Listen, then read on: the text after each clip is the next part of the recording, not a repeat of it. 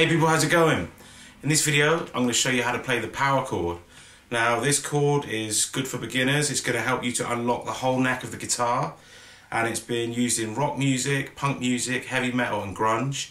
And for some guitarists, it's the main chord that they use when they're writing songs or writing riffs. So first of all, I'm going to show you how to play the chord. Then we're going to look at some riffs using the chord.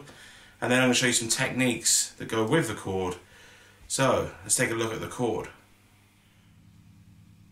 So there are two main types of power chords, ones which are based off the low E string and ones which are based off the A string. First of all, we're going to look at the low E string one. Now if you take your first finger, place it here on the 3rd fret,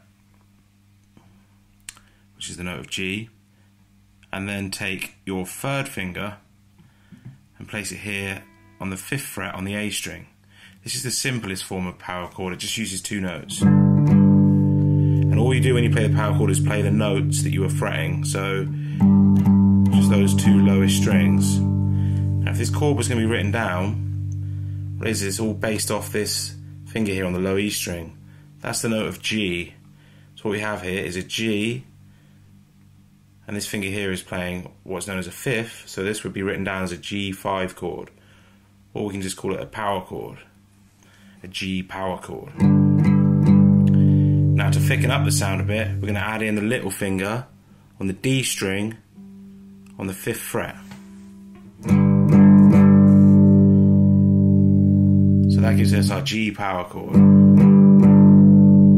Just playing those lowest 3 strings. Now look at the spacing between this hand. There's a fret gap. That stays the same wherever we move it. So if you're going to go down a fret, and this chord can be played anywhere like this, up the neck. Just keep that spacing the same. So all that happens is, if you want to find out what power chord you're playing is, we're just looking for what this finger is. So if we were on the 1st fret, we'd be playing an F power chord or an F5 chord. If we're on the 2nd fret, it would be an F sharp power chord. Don't worry if you don't know your string names at the minute, the name of the notes on the frets. I've done a video on that and I'll put a link coming up now if you've got annotations on. All you want to do at the minute though is worry about getting this chord shape right, this spacing, and just having a go at playing it.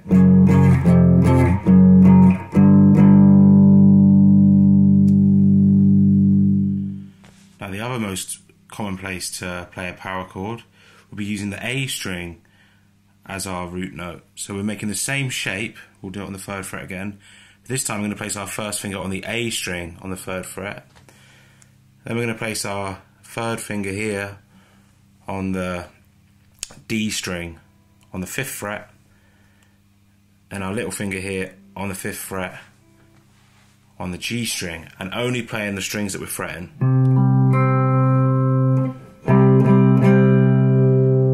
And it's the same principle, whatever note you're fretting on the A string is what power chord you're playing. So here it would be C, it could be written as a C5 or just a C power chord. And just like with the low E string version of the power chord, we could take that little finger off and just play it as the 2 notes. And that shape stays the same, and we can move it around. And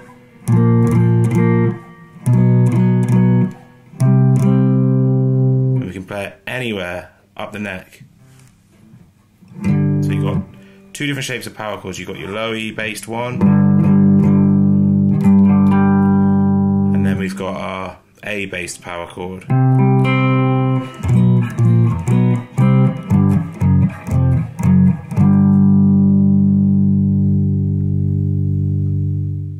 Now to get used to playing the power chord, what you want to do is, using the low E based power chord, start down here on the 1st fret, and then just play going chromatically up the neck. So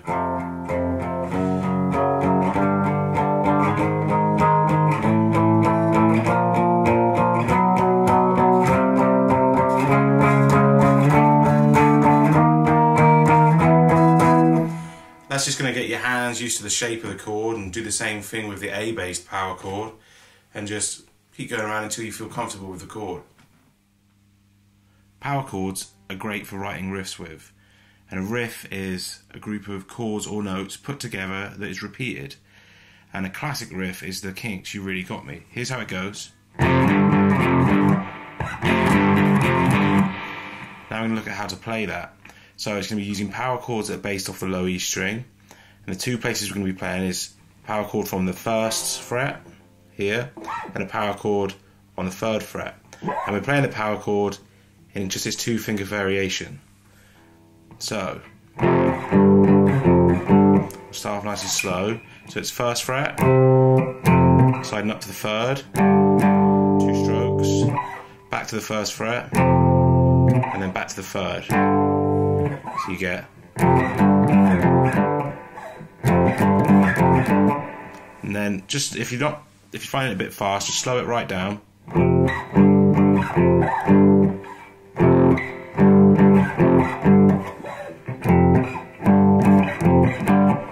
then as you get the hang of it, gradually get it up to speed.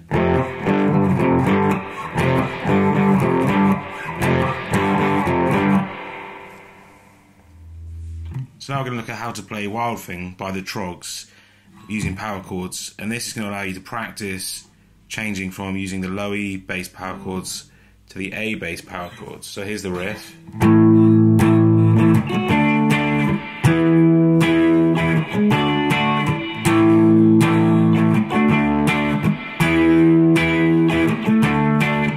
So what we're doing is we're based on the 5th fret using our low E power chord, the 3 fingers version.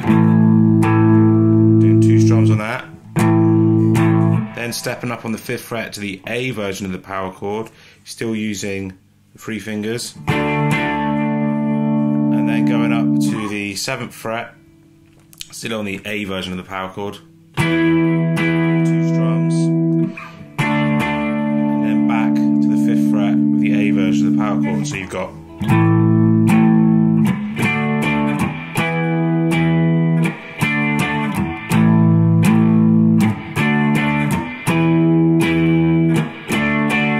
to only strum the strings that you're fretting with this hand.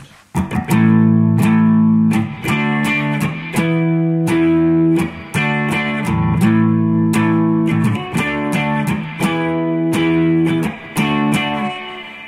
a great technique to use with power chords is damping, which what you're doing when you're doing damping is muting the strings so they don't ring out as much. Now if we just play a power chord anywhere on the 2nd fret using the low E power chord, here's how the strings ring out normally. But if you use back of your hand here, just place it just over the bridge and just put enough force on just to gently mute the strings.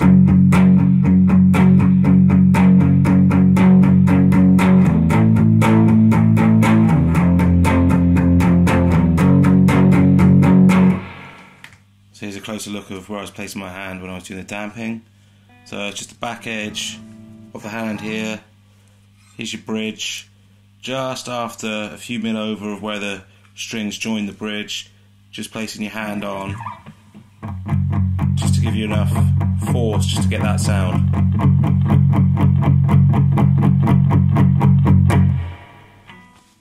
So now we're going to try a technique hammering on to a power chord.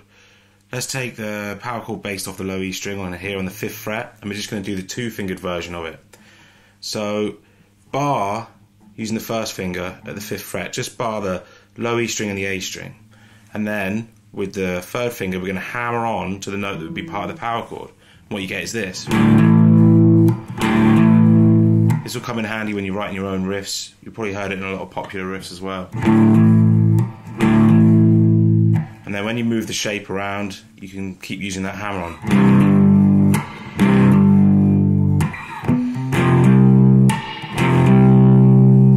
And that same technique can be used on power chords based off the A string.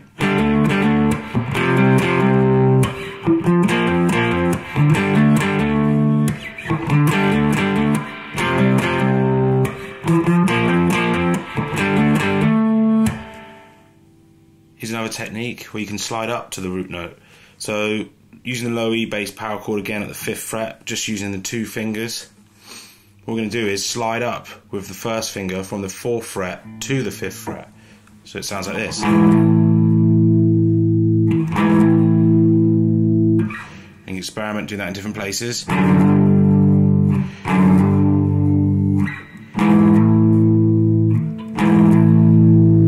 again, that technique can be used on the A bass power chords.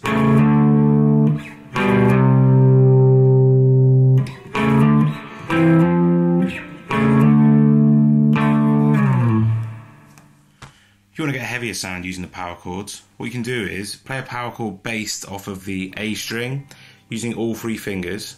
What we're going to do is put this 5th note in an octave lower. So we just make a bar where the 3rd fret is with the E string and the A string, and then when you play the chord, you've got that 5th lower in, and then you can just move this power chord shape around and you'll get a heavier sound.